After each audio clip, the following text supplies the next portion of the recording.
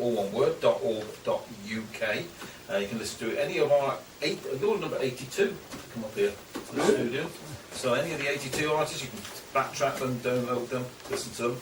And also good old King Dave filming in the studio as usual. Only on Facebook, and it'll be on our Facebook page, live from the Royal. Right, influences, guys. What are your influences? Oh, this will be interesting. Well, I think we can all kind of claim Nirvana as a common influence now, can't we? Because I think we basically all said that we started playing, all separately started playing Nirvana when we were kids.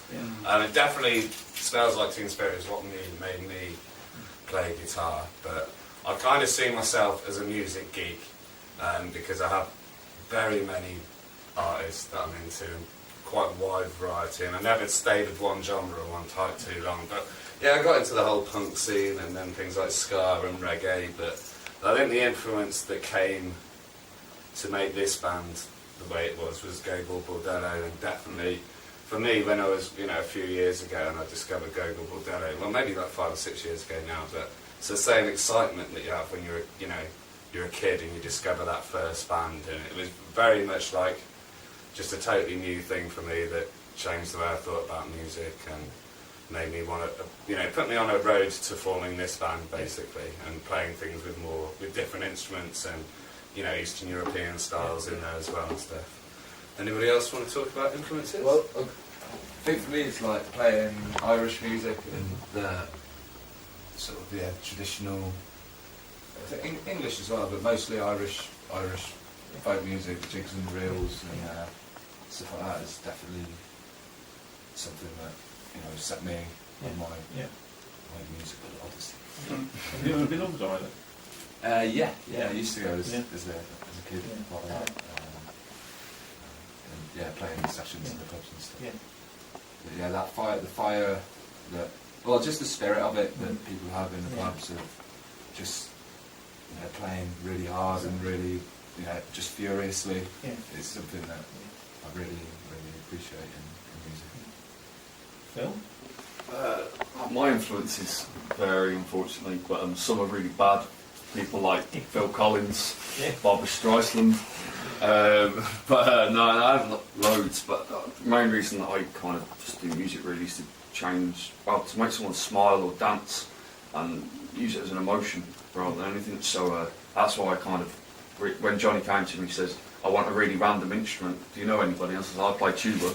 And then the whole idea of doing it from the beginning, for what I wanted to do as well in it, was just to make people dance and literally so they leave smiling. So any music that does that, I've got complete influence for, and anybody just can make someone smile by music, that's good enough for me. So I remember my dad was a big fan of Talking Heads, and I was in the car quite a lot, but as the years have gone on, sort of got into Talking Heads for myself, and by the time we got to that Stop Making Sense period, I thought that was probably the best gig that's ever. I thought that would be the gig that I went to, mainly because of the energy of it, and to see when the camera pans on the audience and you actually see everybody up in the seats dancing, and I think that's probably what makes me want to make dance music. Also, an enigmatic frontman without lauding too much praise on Jimmy here, but it's good to. I kind of like singers and frontmen who are a bit unusual and a bit dangerous almost. And David Byrne, I saw it that high. I saw those young kids. I think David Byrne had that unusual quirk to him, and I think he was a good performer as well. And I think even though we sound completely different, I see a lot of similarities in that stage of Talking Heads, like the big band on stage and the big performance, to what we do now on a live stage, which I like. Random instruments then? Any other kind of random instruments you'd like in your band, John? I'd like to keep going with the brass, with more and more. We've had percussion before as well, so I'd like a bit more of that.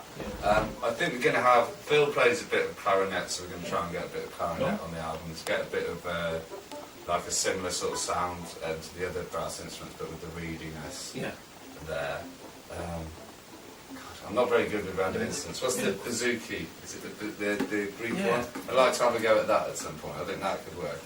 Yeah, that's a great sound. We've had someone playing here, Jet Ski. Ah. Yeah.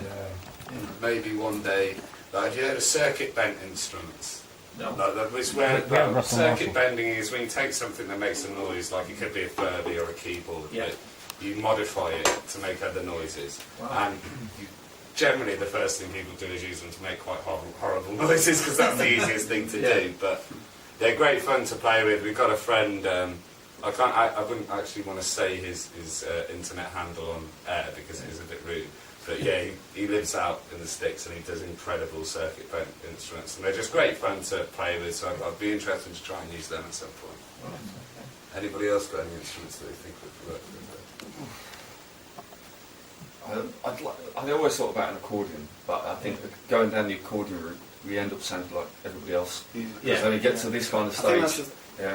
that's kind of the danger with trying to sort of say we want to do a song with this instrument or specifically just pick that instrument. I think if it contributes to the song, then that's good, but if you're putting it in there, so it's hard to say what we're actually going to happen in the future. We might just hear, sometimes you just hear a sound and you think that would work. And it's as much the player as the instrument itself as well. Yeah, I mean, we've talked before about working with other singers or Yeah, people contributing, or we've done bits with other people contributing vocals, whether that be like emceeing, sort of, or some female vocals or something. It's just Yeah.